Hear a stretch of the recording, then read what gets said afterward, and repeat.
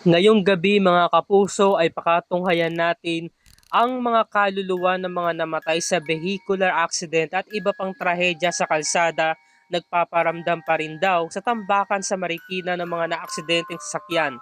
Kabilang sa di umanong nagpaparamdam dito ang konduktora na namatay matapos siyang sunugin sa bus ng dating karelasyon. Ayon sa istorya ng kanyang ina, yung anak ko si Ameline, konduktora sa bus. Trabaho siya ng trabaho para sa anak niya. Yung kinakasama niya hindi nakakapag-abot ng panggastos. Nag-aaway sila. Nakipag-iwalay siya dahil walang maibigay pero kinabukasan, yung isa pang anak ko tumawag sa akin. Sabi niya, "Ma, si Ate Ami nasunog sa bus." Hindi ako makapagsalita. Nung araw din na yun, nalaman namin na ang sumunog sa kanya yung kinakasama niya. Para bang sa sobrang pagseselos o galit, kaya niya yung nagawa. Biglaan yung pagkamatay niya. Parang hindi niya rin siguro matanggap. Doon sa pinagtatrabuhan niya, sinasabi ng mga konduktor na driver, mga ganyan, na nandyan daw si Amy. Ito ay nagpapakita raw sa kanila. Ito ang mga kwentong isinalesa ni Flor Delis, nanay ng konduktora na sunog sa loob ng bus. At ito pa ang isang istorya mga kapuso.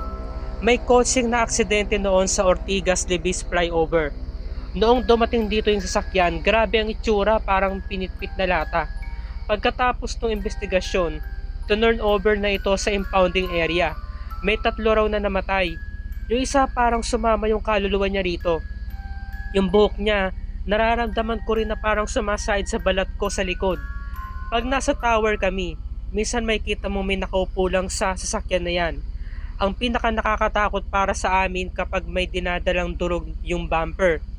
Basag yung salamin, yung tipong talagang di mabubuhay ang driver.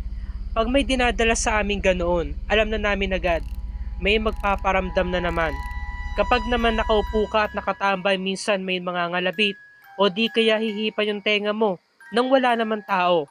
Ito mga istoryang ikinuwento ni na Marlon, Manuelito, and Richard, mga security guards sa impounding area.